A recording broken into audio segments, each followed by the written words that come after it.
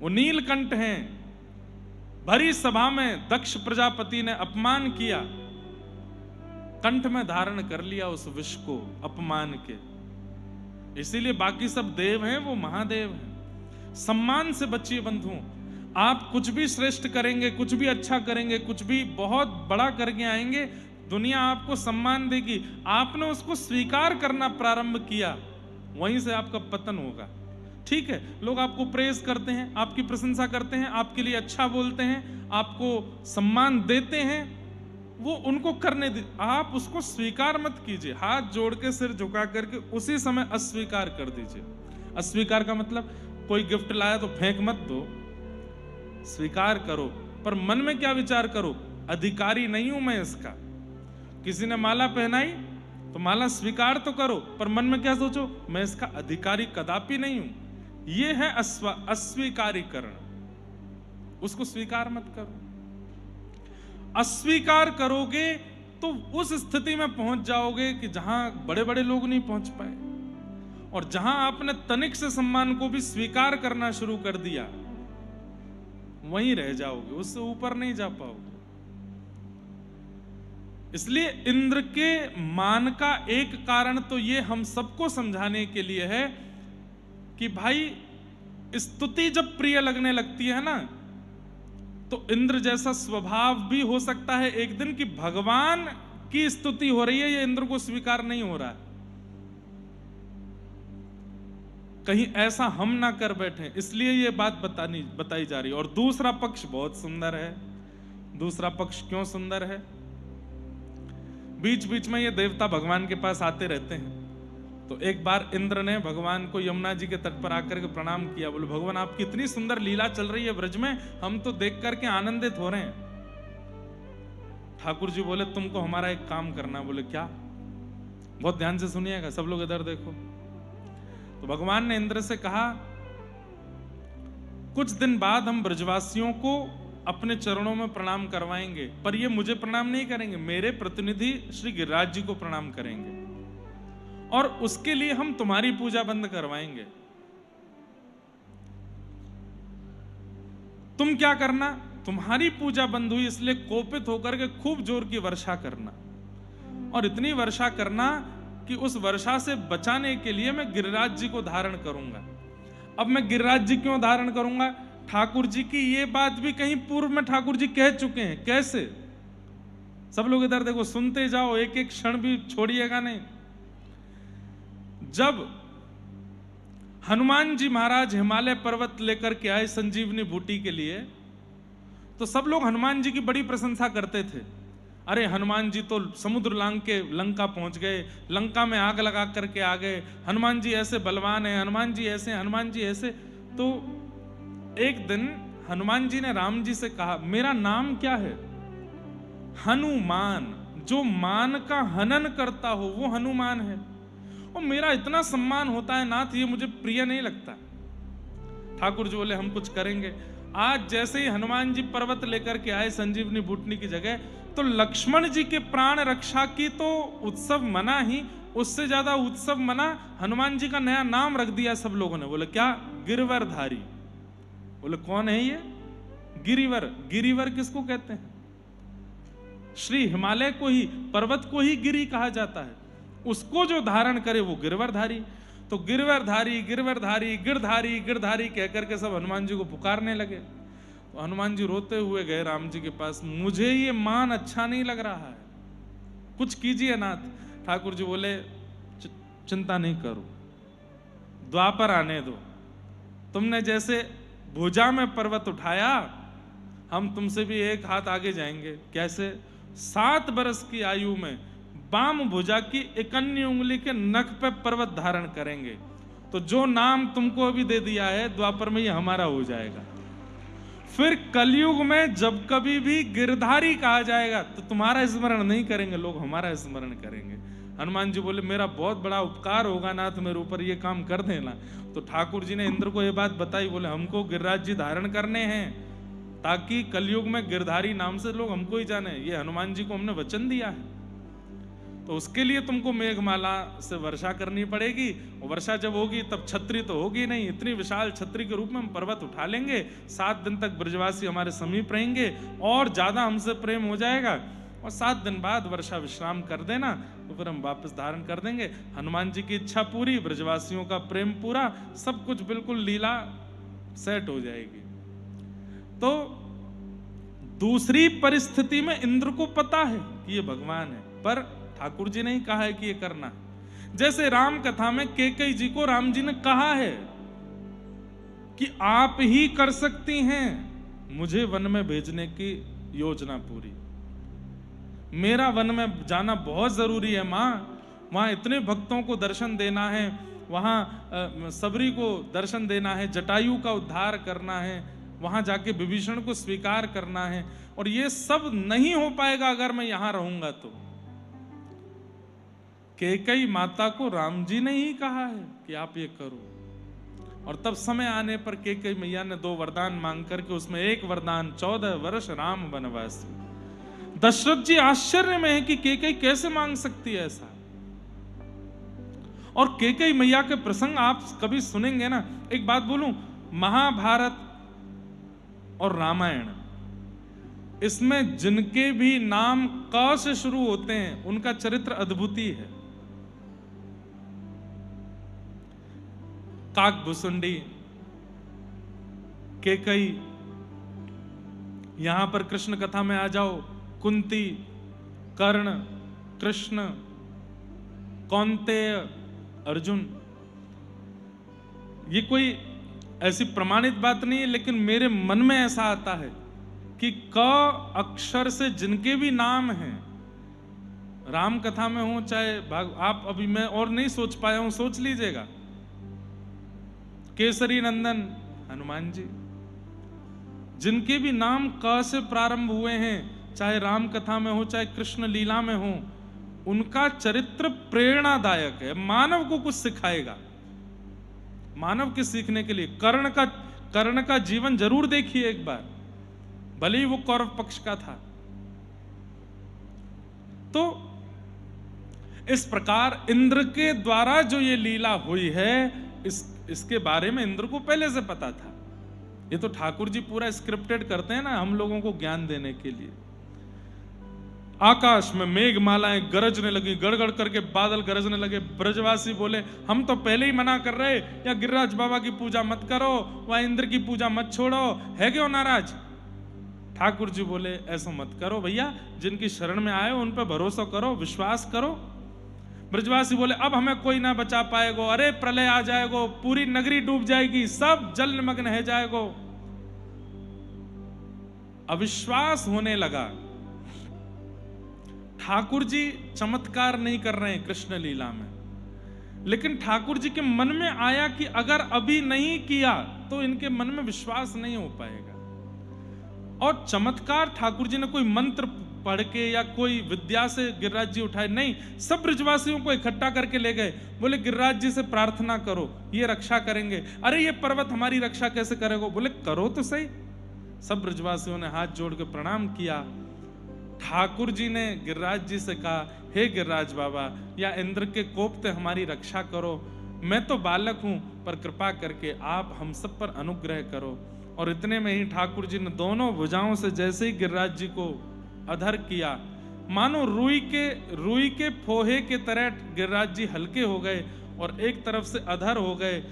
7 बरस के ठाकुर जी भीतर प्रविष्ट हो गए और अपने बाम हस्त की कन्नी उंगली के नख पर जैसे ही उठाए हैं, बोलो गिरवरधारी गोपाल की। श्री गिरिराज जी धारण है गए। सब ब्रजवासियों को ठाकुर जी ने बोला आ जाओ सबरे आए के ठाड़े है जाओ। जैसे ही सबने देखा, अरे लाला ने पहाड़ उठा लियो, लाला ने पहाड़ उठा लियो। सब ब्रजवासी गए और अपनी अपनी छड़ी लगा करके खड़े है गए। अब ठाकुर जी तो खड़े ऐसे और सब ब्रजवासी खड़े ऐसे, अपनी अपनी छड़ी लगा ली है नीचे। मतलब ये तो वही बात हो गई, पंडाल अपने वो लोहे की रोडों पर खड़ा है, लेकिन फिर भी आप में से कोई बहुत बड़े महानुभाव बड़ा डंडा लेके आए और नीचे आके ऐसे खड़े हो जाएं, आप लोग चिंता नहीं करो, मैंने पंडाल साध रखा है पूरा। ऐसी स्थिति हो गई। अब ठाकुर जी ऐसे देखें, ऊपर यहां देखें तो सब ब्रजवासी छड़ी लगा खड़े हैं। ठाकुर जी बोले, जे क्या कर रहे हो? लाला तू चिंता मत कर, हमने छड़ी लगा ली है अपनी, और जो गिरिराज बाबा नीचे नहीं आवेगो, तू बिल्कुल चिंता मत करे, और तू यहाँ उंगली नीचे कर ले, ठाड़ो है यूं करके नीचे कर ले, हमने लगा ली है छड़ी। ठाकुर जी बोले 2-4 किलो वजन नहीं है इनमें, 22 किलोमीटर लंबे चौड़े हैं, ये गिरिराज पर्वत हैं, ये तुम्हारी बांस की छड़ी पर टिकेंगे? ब्रजवासी बोले, हमारी तो फिर भी छड़ी है, तेरी तो उंगली है, या उंगली पर टिक जाएंगे? अरे तेरी उंगली तो मोटी, तो हमारी छड़ी है लाला, तू चिंता मत कर, उंगली नीचे कर ले, हमने छड़ी लगा ली है। अब यही प्रेम तो ठाकुर जी को प्रिय लग जाता है। अगर उस समय मैं और आप होते, मैं और आप ब्रजवासी होते, या फिर आज की डेट में ये लीला हुई होती, सबसे पहले तो सारे न्यूज चैनल आ गए होते वहां पे। कैसा लग रहा है आपको गिरिराज जी धारण करके? डिबेट छिड़ गई महाराज। न्यूज रूम में 2 पक्ष बैठे हैं। एक पक्ष तो ये लेके बैठा है 7 वर्ष का बालक उठा ही नहीं सकता है, हम तो पहले से ही कहते आए हैं कि वो ढोंगी है, पाखंडी है, वो भगवान बताता अपने आप को है नहीं है। दूसरा पक्ष कहता कैसे नहीं हो सकता है, भागवत में लिखा हुआ है। अरे भागवत झूठी है, तुम सब झूठे हो, तुम ऐसे ये चल रहा होता।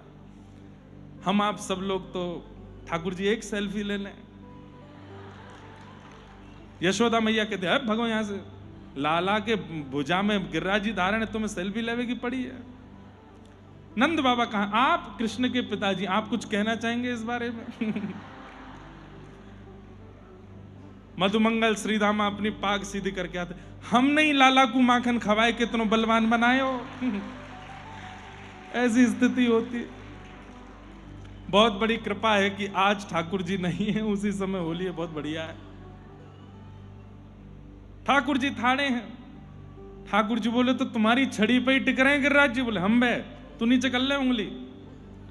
ठाकुर जी ने जैसी नेक उंगली ढीली करी महाराज, गड़ गड़ गड़ गड़ गड़ गड़ गड़ गड़ करके गिरिराज जी नीचे आने लगे। चट चट चट चट सारी छड़ियां एक साथ टूटने लगी। सब ब्रजवासी नीचे दब गए। अरे लाला संभाल संभाल संभाल। ठाकुर जी ने फिर से गिरिराज जी पर उंगली धारण करी और फिर से श्री गिरिराज जी धारण हो गए। अब तो दूर दूर तक एक भी छड़ी नहीं है, कोई सपोर्ट नहीं है। दूर दूर तक ब्रजवासियों को दिख रहा है कि यमुना श्री गिरिराज जी के ऊपर से झरने बह रहे हैं, इंद्र की वर्षा हो रही है, और दूर दूर तक कोई भी नहीं है जिसने कुछ भी ऐसा लगा रखा हो। अकेले ठाकुर जी की उंगली है। लाला, ब्रजवासी ऊपर चढ़ के ठाकुर जी की भुजा देखें, सही में यही पर टिक रहे हैं। बोले, हम बे कैसे? तेने इतना बड़ा गिरिराज पर्वत कैसे उठाई लियो? ठाकुर जी बोले, हम जय जय हैं, या हमारे हमने उठायो। उठाओ अपनी भुजा, बाम भुजा उठाओ, उल्टी भुजा उठाओ, ऐसे करो, ये भुजा यहां रखो, बोलो हम जय जय हैं।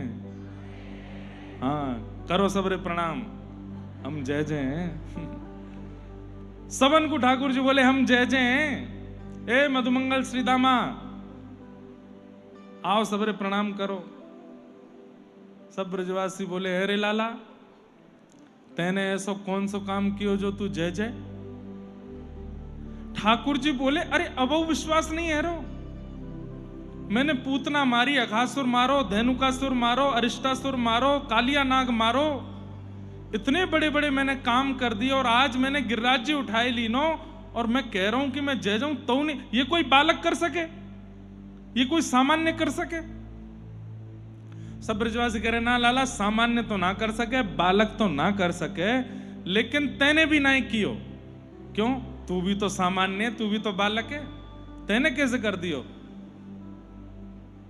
सही पूछे तो ये सब हम ब्रजवासी की ब्रज को प्रताप है, जासे तेने पूतना घासुर बकासुर मारे। सांची बता, तेने गिरिराज जी कैसे उठाए? ठाकुर जी का एक स्वभाव है बंधुओं, मान देना। ठाकुर जी मान देना जानते हैं, क्रेडिट्स देना जानते हैं, श्रेय देना जानते हैं। और हम मानव हैं, दूसरे का भी श्रेय मारना चाहते हैं, दूसरे का भी मान लेना चाहते हैं, दूसरे का भी क्रेडिट छीनना चाहते हैं। ठाकुर जी मान देते हैं। कछु माखन को बल बढ़ो, कछु गोपन करी सहाय, श्री राधे जू की कृपा सो मैंने गिरिवर लियो उठाए। मतलब इस बात में आप एक चीज देखो, हम भी कभी कभी मान दे देते हैं, लेकिन कितना? हाँ भाई, इस पूरे कार्यक्रम को करने में हमारा भी योगदान है, इनका कितना? इनका है 30%, बाकी का मेरा है 70%। और कभी कभी दिन हो जाते हैं 50-50 है, और दिन हो जाते हैं तो 40-60 है, और दिन हो जाते हैं तो 30-70 है, और दिन हो जाते हैं तो 10 है, इनका 90% है। पर हम 10 से नीचे नहीं जा सकते। 10% क्रेडिट तो चाहिए कि मैंने किया। कभी कभी घर में माताएं कहती हैं, कितनी बढ़िया सब्जी बनाई मैंने, कितनी बढ़िया पूरन पूली बनाई मैंने, कितना बढ़िया साग बनाया मैंने। इतने में वो छोटा बेटा निकल गया, आलू तो मैं ही खरीद के लाया था,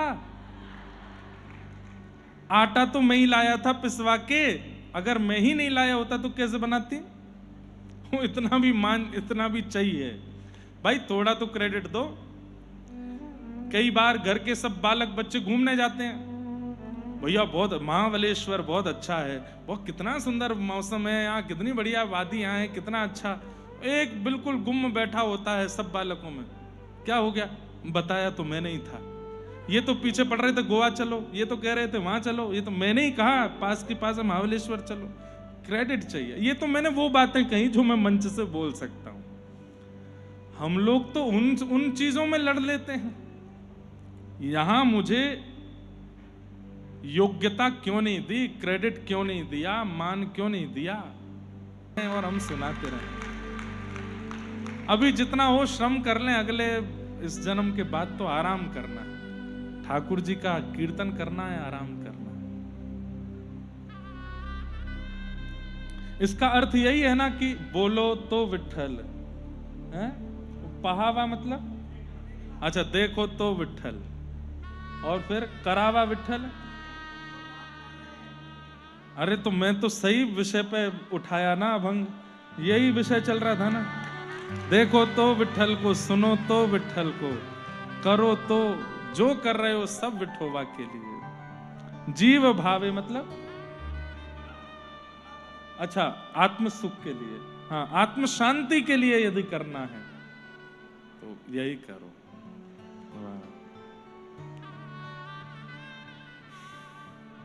और 1 वर्ष करके देखिए, आपको शांति, अब पायो परम विश्राम, इतना सुख मिलेगा, इतनी शांति मिलेगी चित्त को कि लगेगा बस अब यही चाहिए मुझे और कुछ नहीं।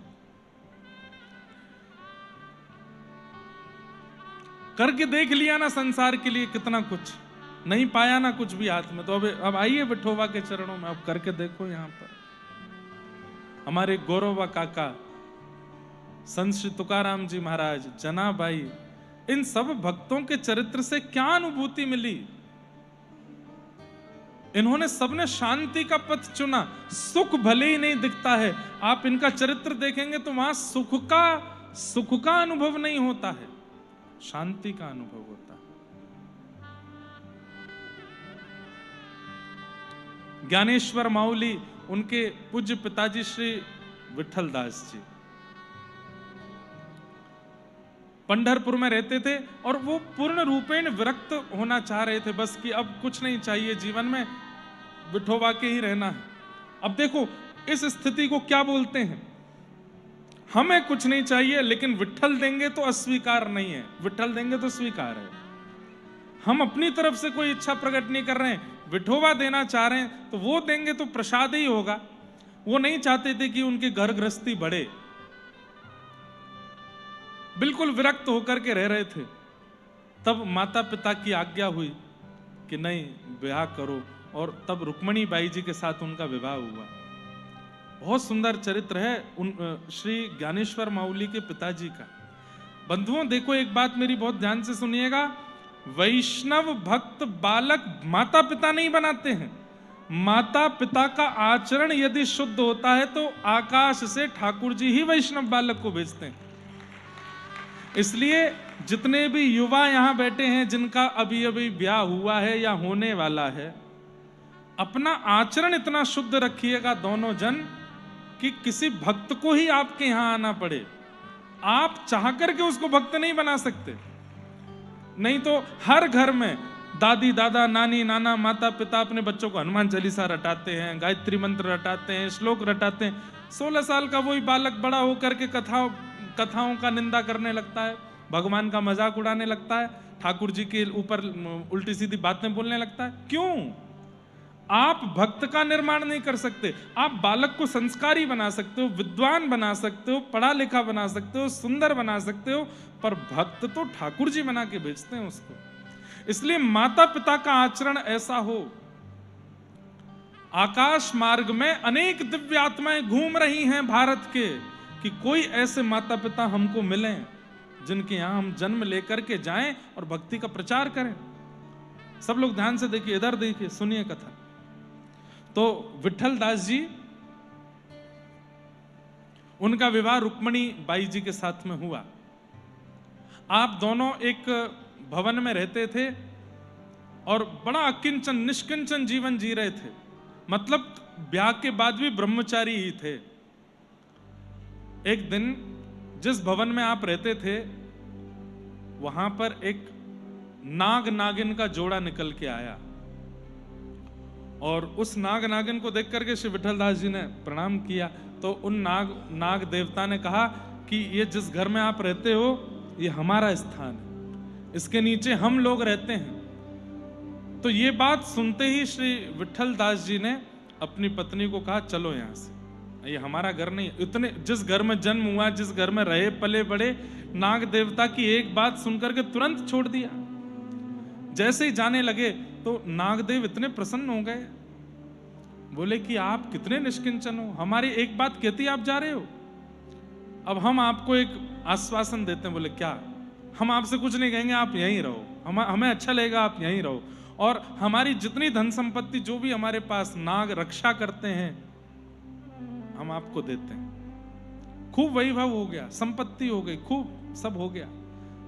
तो विठल दास जी ने सोचा, इतनी संपत्ति आ गई, इतना गड़ा हुआ धन मिला, इसका क्या करें। एक बात और बताऊं बंधुओं, पड़ा हुआ गड़ा हुआ धन यदि कभी मिल जाए, अपने प्रयोग में मत ले लेना, चाहे वो खरबों की तादाद में क्यों ना हो, उसको सेवा में लगा दीजिए।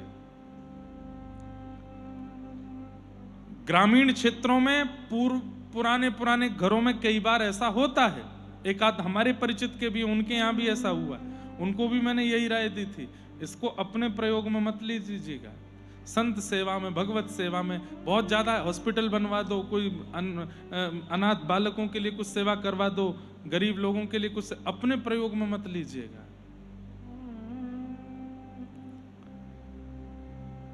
वही किया ज्ञानेश्वर माउली के पूज्य पिताजी, जिन्होंने महाराष्ट्र से भक्ति की ऐसी अलख जगाई। उनके माता पिता कैसे, ये सुनिए, इतना धन संपत्ति मिली, उससे संत सेवा करनी प्रारंभ कर दी, खूब संत सेवा की।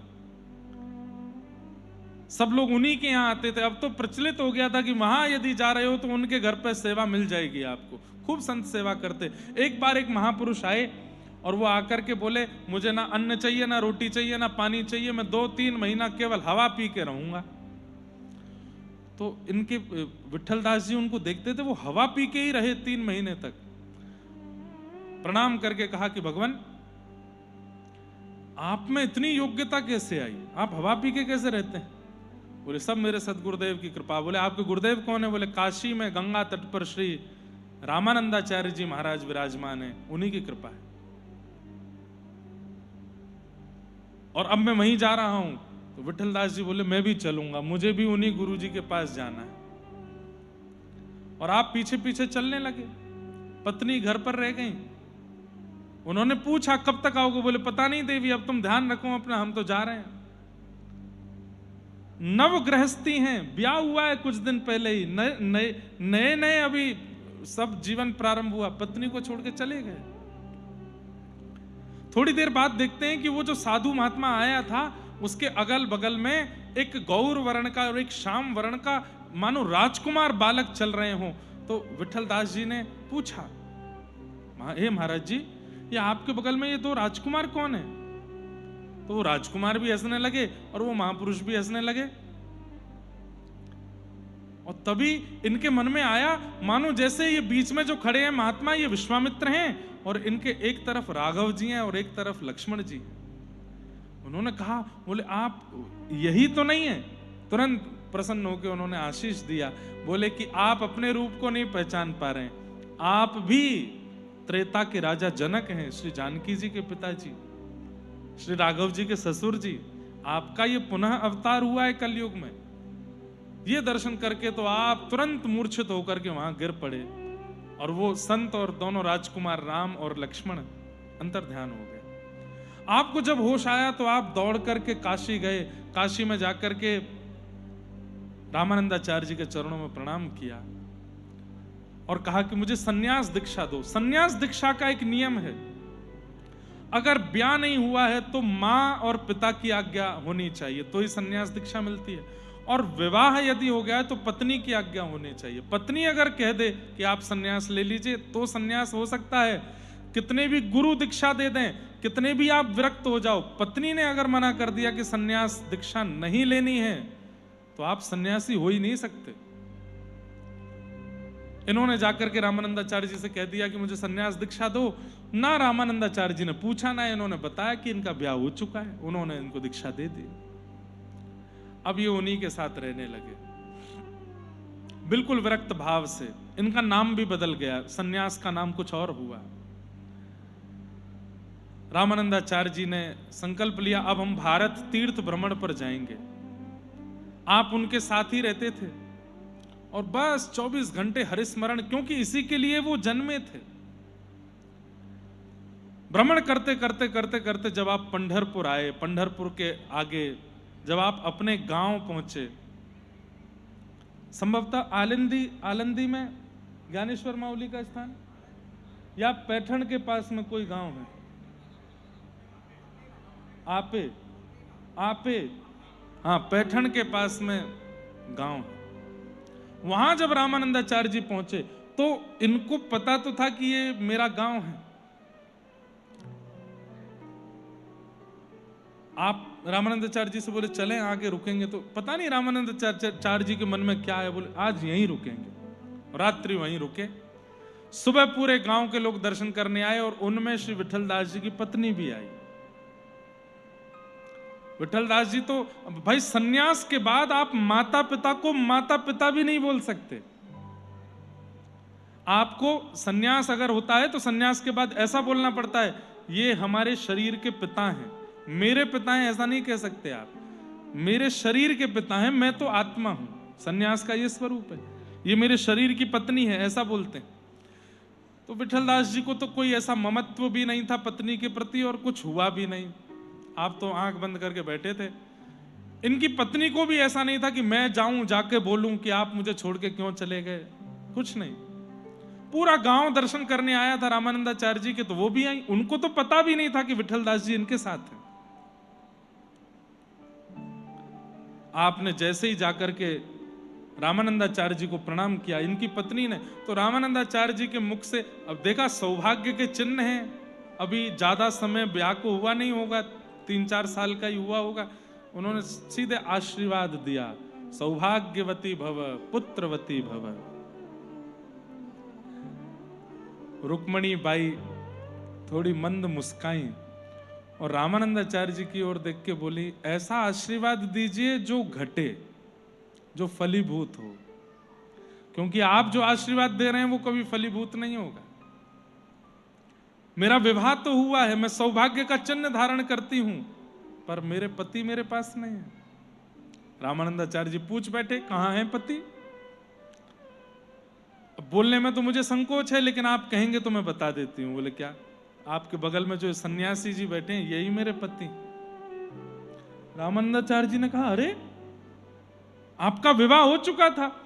तो नेत्रों में आंसू भर आए। गुरुदेव, हमारी दीक्षा इतनी जल्दी जल्दी हुई, मैंने जाके बस निवेदन किया, भावुकता में मैं था, आपने भी दीक्षा दे दी, ना आपने पूछा ना मैं बता पाया।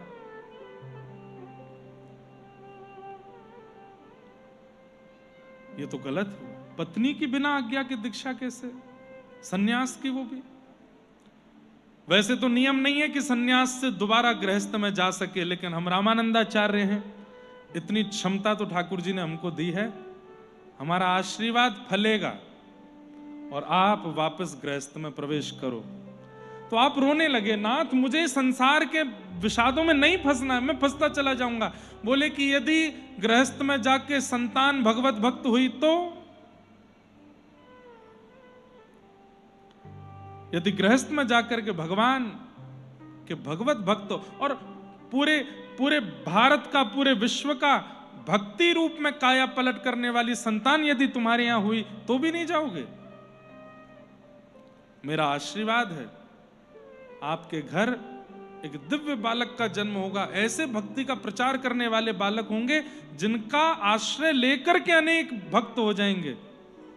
और तब सन्यास के बाद वे पुनः गृहस्थ में गए और 4 संतान जो कही थी, श्री निवृत्तिनाथ जी, श्री ज्ञानदेव जी मतलब ज्ञानेश्वर जी, श्री सोपान जी और श्री मुक्ताबाई, ये 4 संतानों का उनके यहां जन्म हुआ, जिन्होंने महाराष्ट्र का स्वरूप पूरे ब्रह्मांड में इतना पवित्र कर दिया। आज पूरे विश्व में संत श्री तुकाराम जी की चर्चा होती है, नामदेव जी की चर्चा होती है, जनाबाई की चर्चा होती है, पंढरीनाथ के भक्तों की चर्चा होती है, पर इस भक्ति का प्रवाह करने वाले साक्षात विष्णु स्वरूप, नारायण स्वरूप श्री ज्ञानेश्वर माऊली, श्री शिव स्वरूप श्री निवृत्तिनाथ जी, ऐसे महाभागवत हुए। तो ये बात मैं क्यों बता रहा था आपको, ये पूरा प्रसंग मैंने क्यों सुना? मैं अब आजकल भक्तमाल में श्री ज्ञानेश्वर जी का चरित्र ही पढ़ रहा था, तो आज ही पढ़ा मैंने ये भाव। और भक्तों के भी जो जो चरित्र हैं वो जो महाराष्ट्र के रोज पढ़ता हूं, तो अभी आज इन्हीं का पढ़ रहा था, इसलिए अचानक भाव आया। और फिर ये बताना भी चाहता हूं आज के युवा माता पिताओं को कि आप अपना जीवन संयमित कर लीजिए, अपना जीवन इतना पवित्र कर लीजिए कि किसी दिव्य आत्मा को आपके यहां जन्म लेने के लिए आना पड़े। बंधुओं, गर्भाधान केवल एक क्रिया नहीं है, संस्कार है वो। आचार्यों से, गुरुजनों से, महापुरुषों से पूछिए कि हमें अब गृहस्थ आश्रम में आ गए, अब आगे घर बढ़ेगा, हमारे घर में संतान का जन्म होगा, उसकी विधि हमें बताइए। कुछ नियम, कुछ व्रत, कुछ अनुष्ठानों के द्वारा उस गर्भाधान की क्रिया के द्वारा बालक जन्म लें। अब भारत को आवश्यकता है ज्ञानेश्वर माऊली जैसे भक्तों की, भारत को आवश्यकता है संत श्री तुकाराम, श्री सूरदास जी, श्री नरसिंह मेहता, श्री अब आवश्यकता है। क्या पता इस व्यासपीठ से कही गई वाणी को कुछ युवा माता पिता ध्यान से सुन लें और वो इतना पवित्र जीवन करके अपने गृहस्थाश्रम में प्रवेश करें, और उनके घर से ही शायद कोई ज्ञानेश्वर माऊली, उनके घर से ही कोई पूरे भारत को फिर से भक्तिमय करने के लिए, क्या पता कोई फिर से कोई भक्तराज जन्म ले ले। इसलिए इंद्रिय सुख नहीं, बोलावा विठ्ठल, पाहावा विठ्ठल, करावा विठ्ठल जीव भावे। समस्त इंद्रियों से क्रिया केवल विठ्ठल की करो, आपको सुख मिलेगा। इस प्रकार अब गोवर्धन लीला हुई, गैयाओं ने भगवान का नामकरण संस्कार किया, और अब यहां एकादशी व्रत की कथा बताई गई। तत्पश्चात रास पंचाध्याय प्रारंभ हुआ। भगवान पिता रात्रि शरदोत्फुल्ल मल्लिका विक्षरन्तुं मनश्चक्रे योगमायामुपाश्रितः। रास पंचाध्याय की कथा शुरू हो रही है, सब लोग बहुत ध्यान से सुनिएगा। रस और रास दो स्थितियां हैं। मैं हर कथा में कहा करता हूं कि आप ठाकुर जी से मिलने की योजना बनाते हो, वो रस कहलाता है। लेकिन एक दिन आपके प्रेम भाव से आसक्त होके ठाकुर जी ने आपसे मिलने की योजना बना ली तो वो रास कहलाएगा। आप पंढरपुर जाते हैं, अच्छा नहीं, इसको ऐसे समझो, पूरी दुनिया द्वारिका गई थी कृष्ण का दर्शन करने के लिए, वो रस था। लेकिन पुंडलीक की सेवा से प्रसन्न होकर द्वारिकाधीश पंढरपुर आ गए, ये रास था। आप प्रयास करो वो रस, और वो प्रयास करें वो रास। तू है सखी बड़ भाग बड़ी, नंदलाल तेरे घर आवत है। एक गोपी थी अभी कलिकाल में, कथा सुनती थी। कथा में जब उसने सुना कि ठाकुर जी को मक्खन बहुत प्रिय है, दही बहुत प्रिय है, दूध बहुत प्रिय है, तो अपने घर में स्वयं मंथन करके, स्वयं निर्माण करके मक्खन निकालती और मटके में सजाती। सब लोग इधर देखो, ध्यान से सुनो। और श्रीनाथ जी तब गिरिराज जी में विराजते थे, ब्रज की गोपी थी। दुनिया भर के लोग श्रीनाथ जी का दर्शन करने जाते, वो गोपी मटकी में मक्खन लेके श्रीनाथ जी का दर्शन करने जाती। और क्या करती?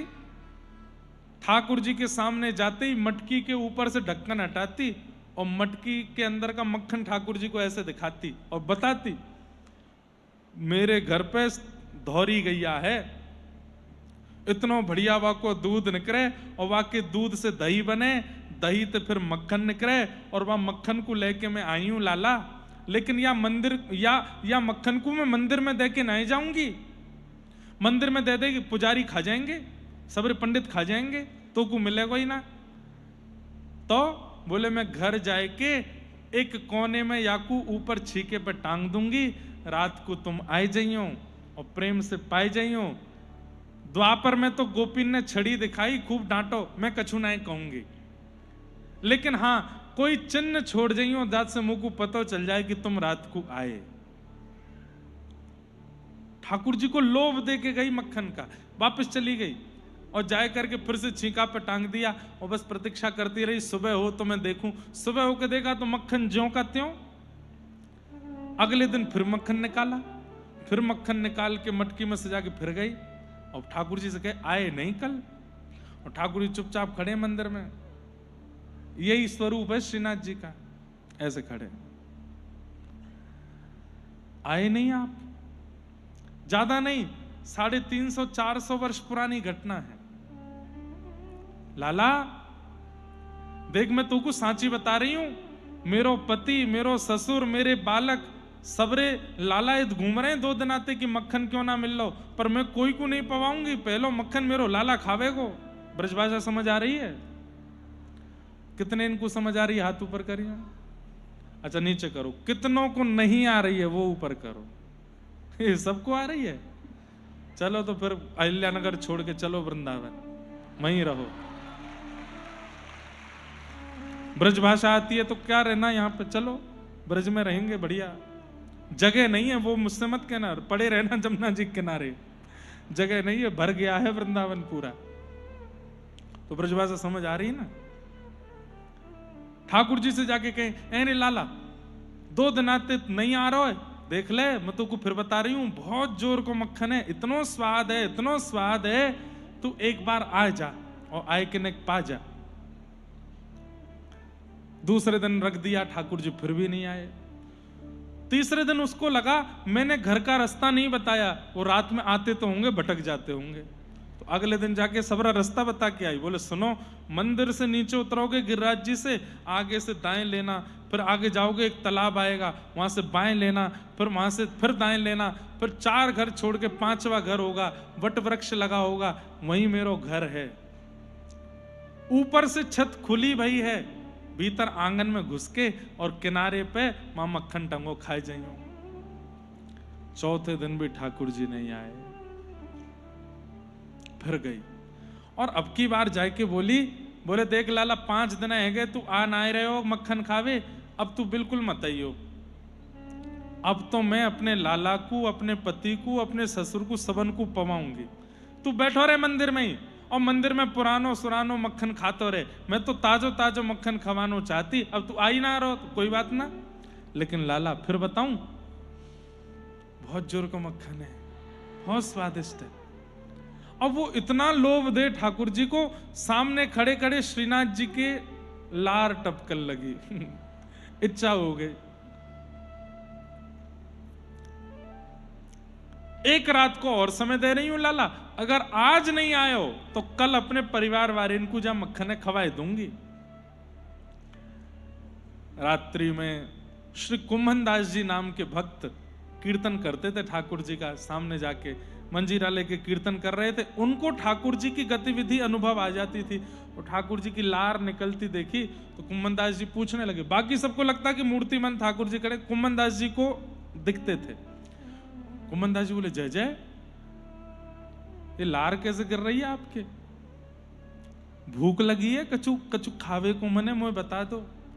तो ठाकुर जी कुम्भनदास जी से, कुम्भना एक गोपी है, रोज आवे और रोज दूर से मक्खन दिखा दिखा के जावे, और मेरे सामने ऐसे सूंघ सूंघ के करे, बहुत बढ़िया है, बहुत मीठो है, बहुत अच्छो है। मेरो तो मन है रो वाके घर को मक्खन खाया हूं मैं। कुम्भनदास जी बोले, मोए बताओ कौन सी गोपी है, मैं घर जाके मक्खन ले आऊंगो, आपको मंदिर में अंदर थाल में पधरा दूंगो। थाल वारो ना खानो, और मंदिर में लेके आवेंगे तो मुंह को तो इतना से देंगे, बाकी सबरे पंडित जी सब खा जाएंगे, मुंह को नहीं मिले, मुंह तो पूरा खानो है। तो बोले पूरा मक्खन ले आऊंगो, अकेले खा जाइयो। बोले ना ऐसे ना खानो। तो बोले कैसे खानो है? बोले जैसे द्वापर में गोपीन के घर में घुस के चोरी करके, कोई को पतो नहीं चले, अचक अचक जाए के, और ऊपर से मटकी से निकाल के एक दूसरे के सिर पर चढ़ के, वैसे करनो है। कुम्भनदास जी बोले जे द्वापर ना है, कलयुग है, इतनी मार पड़ेगी, इतनी मार पड़ेगी, इतनी मार पड़ेगी, जय जय बन जाओगे। और महातो मधुमंगल श्रीदामा तनसुका मनसुका सबरे सखाए, यहां कौन है? ठाकुर जी बोले तू है ना कुम्भनदास। कुम्भनदास जी बोले मैं 60-65 वर्ष को बुजुर्ग, जीवन पूरा निष्कलंकित निकल गयो मेरो 65 वर्ष को, अब 65 साल में मुंह चोर करवाओगे, चोरी करवाओगे? ठाकुर जी बोले देख तो कुछ चलना है तो चल मेरे संग, नहीं तो कल से तो को मेरो दर्शन नहीं होएगो। अरे नहीं नहीं जय जय चलूंगो। कहा करनो ये बताओ? बोले बस फुर्ती रखियो, जल्दी जल्दी बिल्कुल, और आवाज मत करियो। तो ठीक है। रात्रि 7:30 बजे मंदिर बंद हुआ, शयन कर गए ठाकुर जी। कुम्भनदास जी पीछे खिड़की पर जाके खड़े हुए, सब दर्शनार्थी पुजारी सेवक सब अपने अपने घर चले गए, और ठाकुर जी पीछे की खिड़की से उतर के आए। कुम्भनदास जी के कंधा पे दोनों पैर रखे, पैर ऐसे लटका लिए यहाँ पर, और यहाँ ऐसे पकड़ के सिर, और कुम्भनदास जी ने ऐसे भगवान के दोनों चरण पकड़े, और ठाकुर जी बोले चल। रात का अंधेरा, सब सो रहे हैं, कहां चलूं? बोले यहां ते नीचे ते दाएं मुड़ जा, आगे तालाब आएगा माते बाएं मुड़ जाइयो, और फिर माते फिर कुम्भनदास जी तुम कब हुआ है? बोले मैं ना गयो, वो मुंह को बता के गई है सब रो, वहां को घर कहाँ है? सब कर रहे हैं। अब कुम्भनदास जी के नेत्रों में आंसू भी आ रहे हैं। क्यों? तू है सखी बड़ भाग बड़ी, नंदलाल तेरे घर आवत है। अरे सखी तू कितनी बड़भागी है। त्रिलोकीनाथ, जगत नियंता, जगदाधार, पुरुषोत्तम, परम पुरुषोत्तम भगवान श्री कृष्ण वो तेरे घर स्वयं आ रहे हैं।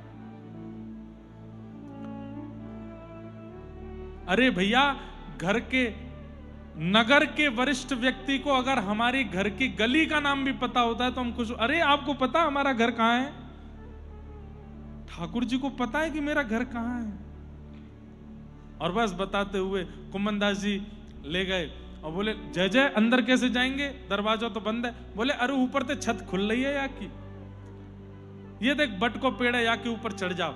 दोनों चढ़ गए और ऊपर पेड़ की डाल एक आंगन में जा रही थी, उससे भीतर कूद गए। चुपचाप, एक कुम्मनदास हल्ला मत करियो, आवाज मत करियो, उठ जाएंगे सबरे। कहां है छीको, छीको कहां है? तभी देखी एक कोने में ऊपर रस्सी लटकी, छींका और उसके ऊपर मटकी रखी। ठाकुर जी देख बोरो। अब ठाकुर जी तो इतने से 4 वर्ष के ठाकुर जी हैं श्रीनाथ जी, ये 4 वर्ष के हैं इतने से। कुम्मनदास जी खूब लंबे हैं, तो कुम्मनदास जी तो बोले अब तू मोको अपने कंधा पे चढ़ा ले। यहां चढ़ गए, ठाकुर जी दोनों पैर इधर रखे, जैसे तैसे करके सिर से ऊपर अपनो वजन संभालें। कुम्मनदास जी ऐसे पकड़े, छीको पकड़ो ठाकुर जी ने और अंदर हाथ डाल के मक्खन ने कहा पहले तो सूंघो, हमें बिल्कुल वैसी सुगंधी है। अरे नंदरानी यशोदा की याद आ गई आज तो, एक युग बाद, एक युग बाद। और ठाकुर जी प्रेम से जीव से आवाज चाटे, आहा खूब चप चप आवाज करके खा रहे हैं। कुम्मनदास जी ऊपर देख रहे, जय जय ने के नीचे उदय दो। सो ठाकुर जी एक छींका पकड़ के ऐसे चाटे और जो बचो भयो ऐसे नीचे करके, और वो कुम्मनदास जी कभी आंख में लग जाए, कभी नाक में लग जाए, कभी मुंह में लग जाए। कुम्मनदास जी ने जैसे पाया, एक तो मक्खन और ऊपर से ठाकुर जी का अधरामृत, ठाकुर जी के मुख से लगा हुआ अधरामृत, वो तो अमृत बन चुका था। कुम्मनदास जी तो मंत्र मुग्ध हो गए, नेत्र बंद हो गए, अविरल अश्रुधार गिरने लगी, हाथ पैर कंपायमान होने लगे। ठाकुर जी बोले ए कुम्मना क्या कर रहा है, चोरी करवे आयो कि भक्ति करेगो यहाँ पे, ऐ सीधा उठाड़ो रे। कुम्मनदास जी के मन में आई एक बार देखूं तो सही, गाया तो इतना कि ठाकुर जी चोरी करते हैं, एक बार देखूं तो ये लगते कैसे चोरी करते समय। तो ऐसे अधर होके देख रहे थे ऊपर, तभी क्या देखा, ठाकुर जी की धोती ढीली हो गई और धीमे धीमे नीचे खिसक रही है। सो कुम्मनदास जी बोले जय जय, धोती संभालो, धोती संभालो, अभी जय जय हो जाएगी सबरी। सोई ठाकुर जी ने चतुर्भुज रूप धारण किया और 2 भुजा से अपनी धोती पकड़ी और 2 भुजा से मक्खन खा रहे। मतलब मक्खन नहीं छोड़ा है, 2 एक्स्ट्रा भुजा प्रकट कर ली, उससे धोती पकड़ी।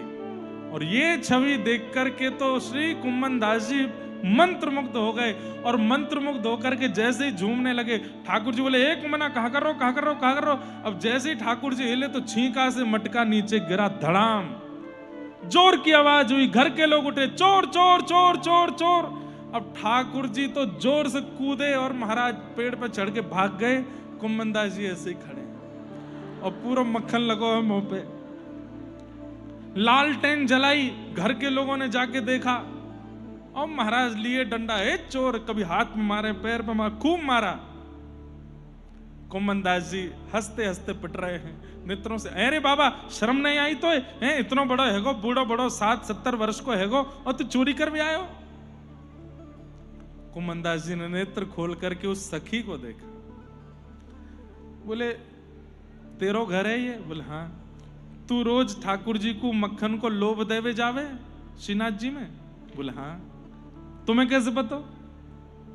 चरण पकड़ लिए उस सखी के, तू है सखी बड़ भाग बड़ी, नंदलाल तेरे घर आवत हैं, तू है सखी। गाइए, बड़ भाग बड़ी, नंदलाल तेरे घर आवत हैं, तू अपनों श्रृंगार करत है, तू अपनों श्रृंगार करत वे दर्पण हाथ दिखावत हैं, दर्पण हाथ दिखावत है। कुंभन दास लाल गिरधर के, कुंभन दास लाल गिरधर के, वे तो तेरे ही हाथ बिकावत हैं, तेरे ही हाथ। और कुंभन दास जी उस सखी का हाथ पकड़ के नृत्य करने लगे अर्धरात्रि में। बोली भयो कहा, तब पूरी बात बताई। बोले साक्षात श्याम सुंदर मेरे कंधा पे बैठ के आए और तेरे घर की सुंदर माटी के या छींके थे मक्खन पाए के गए। वो सखी रोने लगी, बोले सच बताओ ठाकुर जी आए? बोले हाँ वही आके गए हैं, मुझे क्यों नहीं दिखे? फिर मुझे तो उनको देखना था। बोले तैने कही कि चोरी करके चले जाइयो, कोई को पता नहीं चलेगी, हमारे चले गए। एक बार कुंभन दास जी कह दो ना, मुझको अनुभव करा दें। कुंभन दास जी बोले मैं ठाकुर जी से प्रार्थना करूंगा, कोई तो कहियो मत ये तेरे संग लीला भई है, ये तेरे संग आज रास भयो है। तू हमेशा उनके पास गई, वो रस हतो, आज ठाकुर जी तेरे पास आए, ये रास भयो है, याकू कोई से कहियो मत। कुंभन दास जी गए, जा रहे हैं, बस उसी झांकी का स्मरण कर रहे हैं। एक दो भुजा से धोती पकड़ रहे हैं, दो भुजा से छीका, वही छवि चल रही थी चित्त में। तभी थोड़ी दूर गए, पहुंचे तो वहां कदम वृक्ष के नीचे ठाकुर जी खड़े थे। ए कुंभना, आनंद आयो? कुंभन दास जी बोले इतनो पिटवायो मुझको, दे यहाँ छड़ी पड़ी, यहाँ लगी, यहाँ लगी, कह रहे आनंद आयो?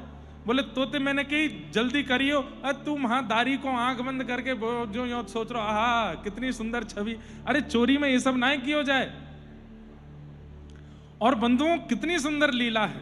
अभी मैं नासिक में अष्ट सखाओं की लीला सुनाऊंगा। सूरदास, कुंभन दास, गोविंद दास, शीत स्वामी, परमानंद दास, नंद दास, कृष्ण दास, उन्हीं में से एक है ये कुंभन दास। इनकी पूरा चरित्र वहां 15 दिन इन अष्ट सखाओं की वार्ता कहनी। तो ठाकुर जी कुंभन दास से कहते हैं, देख तो को एक शुभ समाचार दूं। बोले कहा, अबई अबई तेरी बहू ने घर में एक लाला को जन्म दियो है। ठाकुर जी दे रहे हैं समाचार कि तुम्हारे घर में पुत्र हुआ है।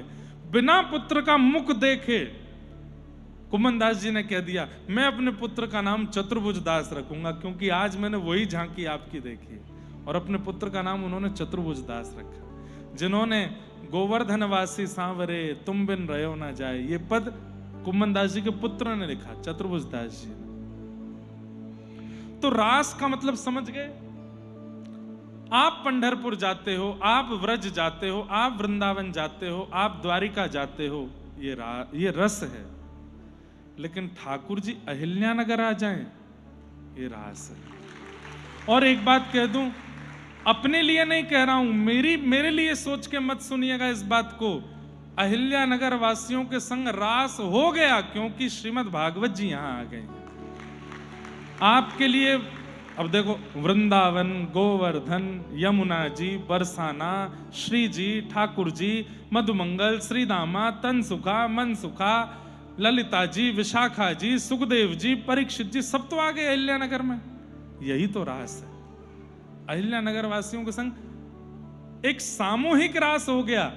अब एकांत का रास वो करने के लिए तो आपको मनन चिंतन करना पड़ेगा। कल कथा के बाद आपको बहुत चिंतन करना पड़ेगा, तब एकांतिक रास भी हो जाएगा। ठाकुर जी कुछ ना कुछ लीला कृपा करेंगे। ठाकुर जी ये परखते हैं कि ये प्रचार वाला व्यक्ति तो नहीं है ना। प्रचार वाले से दूर रहते हैं ठाकुर जी। ठाकुर जी विचार वाले के पास जाते हैं, जो प्रचार कर दे। अब कई तो ठाकुर जी घर में आ गए तो हम सबसे पहले तो सीसीटीवी फुटेज निकाल के सोशल मीडिया पर देखा, मेरे घर आए थे, ऐसे खड़े थे द्वार पे आके, बेल बजा रहे थे, टिंग टोंग। हम लोग प्रचार वाले लोग हैं, इसलिए ठाकुर जी दूर रहते हैं हमसे। ठाकुर जी तो विचार वालों के पास आते हैं। तो रास का मतलब समझ आया? आज तक गोपियां ठाकुर जी को दर्शन करने जाती थी, ठाकुर जी से मिलने जाती थी, ठाकुर जी को चाहती थी, लेकिन आज ठाकुर जी ने चाहा है कि ये मेरे पास आए, इसलिए इसको रास कहा गया। भगवान पिता रात्रि शरदोत्फुल्ल मल्लिका वीक्षण तुम मनश्चक्रे योग मायामुपाश्रित। भगवान ने शरद पूर्णिमा की रात्रि पर रास विहार का आश्वासन दिया था गोपियों को चीरहरण के समय। आज जैसे ही शरद पूर्णिमा का चंद्रमा उदित हुआ, ठाकुर जी ने वन में जाकर के वेणु को अधर पर रख के अपनी कोमल उंगलियों से छिद्रों को आच्छादित करके प्राण पिरोए, बाज उठी वंशी वृंदावन में, और सब गोपियों के कर्ण रंध्र में वो वेणु की ध्वनि जा रही है। अब वेणु की एक धुन होती है, सेनाई बजाइयों ने से देखो ये धुन है। अब ये जो भैया बजा रहे हैं ये क्या है? धुन, ये स्वर है, इसमें शब्द नहीं है, इसमें केवल स्वर है। लेकिन अभी हम लोगों को स्वर सुनाई दे रहा है। ऐसे ही जब ठाकुर जी वंशी बजा रहे थे तो ब्रज की गोपियों को स्वर नहीं शब्द सुनाई दे रहा था। कैसा? अरे गोपी तू क्या कर रही है, मैं यहां वन में तेरी प्रतीक्षा कर रहा हूं, जल्दी आ जा।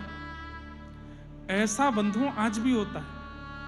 आप लोग कथा सुन रहे हैं, कथा में आपको क्या लग रहा है कि महाराज जी जो हैं ये कुछ बात बोलते हैं, कुछ ज्ञान बोलते हैं, कुछ वैराग्य बोलते हैं, कुछ भक्ति बोलते हैं, लेकिन कृष्ण प्रेम में उन्मुक्त यदि कोई यहां बैठा होगा उसके नेत्र बंद हो जाते होंगे और उसको लगता होगा इन महाराज जी के माध्यम से ठाकुर जी मुझसे बात कर रहे हैं, ठाकुर जी मुझसे कुछ कह रहे हैं। सबको नहीं लगता ऐसा, सबको नहीं लगता ऐसा, बस उन्हीं को लगेगा जिनको ठाकुर जी चुन रहे होंगे। बाकी सबको अच्छा लग रहा होगा, बाकी सबको नॉलेज मिल रही होगी, बाकी सबको ज्ञान मिल रहा होगा, बाकी सबको आनंद आ रहा होगा, पर कोई एक ऐसा होगा इन दसों बीसों हजारों में जिसके नेत्र बंद होंगे, नेत्रों से अश्रु गिर रहे होंगे और उसको एक एक शब्द ऐसा लगता होगा कि ये मेरे प्रश्नों का उत्तर दिया जा रहा है, ये कृष्ण इनको माध्यम बना के मुझसे बात कर रहे हैं।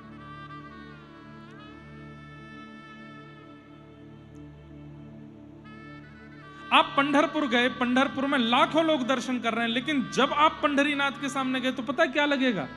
ये तो मेरे लिए ही खड़े थे, मेरे लिए ही खड़े हैं, ये तो मेरी प्रतीक्षा कर रहे थे, ऐसा अनुभव होगा।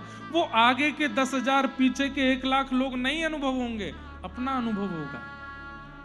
इन्होंने मुझे बुलाया है। ऐसी चित्त में स्थिति प्रकट होने लग जाती है रास में जाने वाली गोपियों की। उनको यमुना जल नहीं लगता, यमुना रानी लगती है। उनको गिरिराज पर्वत नहीं लगता, उनको वहां भी कृष्ण का अनुभव होता है। व्रज की रज मिट्टी नहीं लगती है, साक्षात अमृत तुल्य लगती है। ब्रजवासी मानव नहीं लगते हैं, भगवान के सखा दिखने लगते हैं। व्रज रसिकों, जो गोपी रास में जाने वाली होगी उसकी परिस्थिति ऐसी हो जाती है।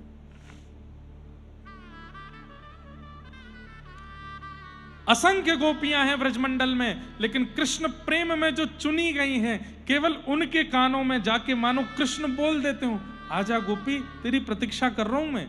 और वो गोपी उसी समय अपने कार्य को यथावत छोड़ के भागती है कृष्ण मिलन के लिए।